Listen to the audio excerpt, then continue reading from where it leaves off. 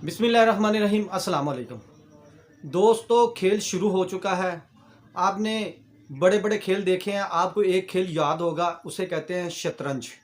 शतरंज का खेल एक ऐसा खेल है कि अगर खिलाड़ी एक तरफ कच्चा हो और दूसरी तरफ बहुत पक्का खिलाड़ी हो तो वो 2 मिनट में भी खेल ख़त्म हो जाता है और बादशाह ख़त्म।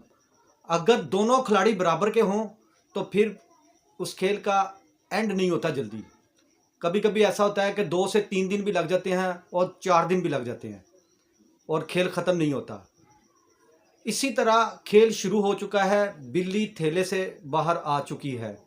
दोस्तों, वीडियो पर आगे जाने से पहले आपसे गुजारिश है कि आपको वीडियो ये पूरी आपने देखनी है। आपको ये समझाने की कोशिश कर रहा हूँ कि आखिर आगे होने क्या वाला है। दोस्तों, अगर वीडियो पसंद आए तो इसे सब्सक्राइब और लाइक ज़रूर किया करें ताकि ज़्यादा से ज़्यादा वीडियो लोगों तक पहुँचे और हर वीडियो आप तक बर वक्त पहुँचे। बात कहने का मतलब यह है कि आपने देखा कि अब एक नया इत्तेहाद सामने आ चुका है और वो खुलकर सामने आ चुका है। हिंदुस्तान और इसराइल जो पहले छुपे छुपे इत्तेहाद में थे, अब वो खुलकर सामने आ चुके हैं। आपने देखा कि नरेंद्र मोदी इंडिया के वज़ीर आज़म जब वो इसराइल पहुँचे तो नेतन्याहू ने खुद उनका इस्तकबाल किया और खुलकर आपस में वो मिले और उन्होंने वहाँ पार्लियामेंट में बैठकर जो ख़िताब किया उसके अंदर उन्होंने कहा कि हिंदुस्तान का दुश्मन पाकिस्तान है और हिंदुस्तान अफ़गानिस्तान का दोस्त है, हम उनको फंडिंग करेंगे। अब ये 3 मोहरे एक तरफ हैं और पाकिस्तान एक तरफ है। अफ़गानिस्तान, इसराइल और हिंदुस्तान, ये तीनों अब गठजोड़ बिल्कुल सामने आ चुका है। बहुत कुछ होने वाला है जिसकी उम्मीद नहीं की जा सकती। पहले भी पता नहीं था, अचानक हिंदुस्तान और पाकिस्तान की जंग शुरू हो गई और ये अफ़गानिस्तान के पास पहले ही ये लोग बिकते थे।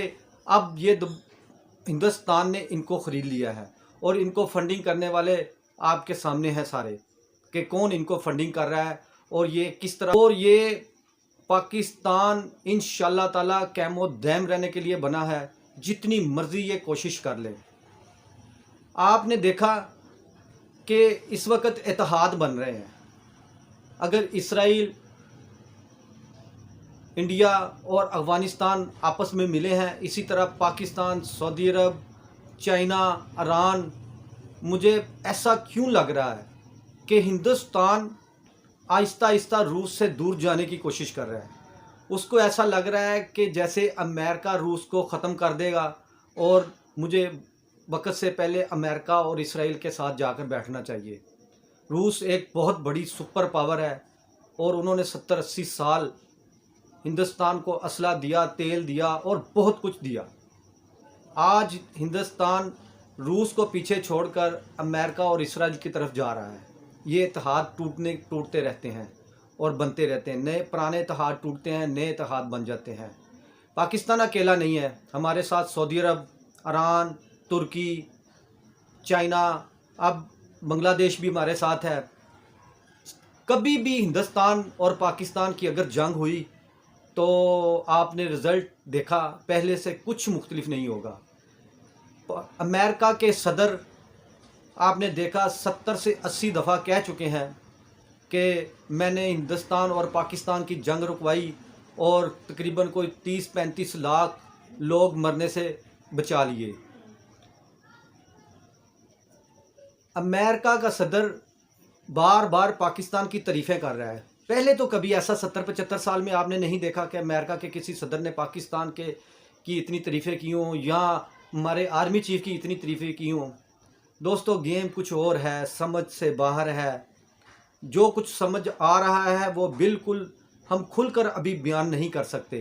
किसी भी वक्त जो हम सोच रहे हैं हो भी सकता है। पाकिस्तान एक एटमी पावर है और ये पूरी दुनिया को लगता है कि ये हमारे लिए ख़तरा है। ईरान एटमी पावर बनने के लिए कोशिश कर रहा है, पर तोल रहा है। और इसराइल اس وقت نہیں چاہتا، امریکہ نہیں چاہتا کہ ایران ایٹمی پاور بنے. ہم بھی کسی دہشت گردی کو سپورٹ نہیں کرتے، ہم بھی چاہتے ہیں کہ پوری دنیا امن کے ساتھ رہے. لیکن اگر آپ سوچتے ہیں کہ پاکستان کو نکال کر اور ہندوستان کو نکال کر، ایران کو نکال کر آپ خوش رہ سکیں گے تو یہ نہیں ہوگا. یہ سب کٹھے ہوں گے تو اس خطے کے اندر خوشحالی آئے گی، ورنہ سب کے سب مارے جائیں گے. کیوں کہ پاکستان بھی ایک ایٹمی پاور ہے، ہندوستان بھی ایک ایٹمی پاور ہے. ذرا سی کسی دشمن کی چلاکی یا کسی لومڑی کی چلاکی کی وجہ سے کسی کا دماغ الٹ ہو گیا تو ایٹم چل سکتا ہے. اور ایٹم کے چلنے کا مطلب موت، سیدھی سیدھی موت. دوستو ویڈیو پسند آئی ہے تو اسے لائک کریں اور میرے ساتھ مل کر بولیں پاک فوج زندہ باد، پاکستان پائندہ باد.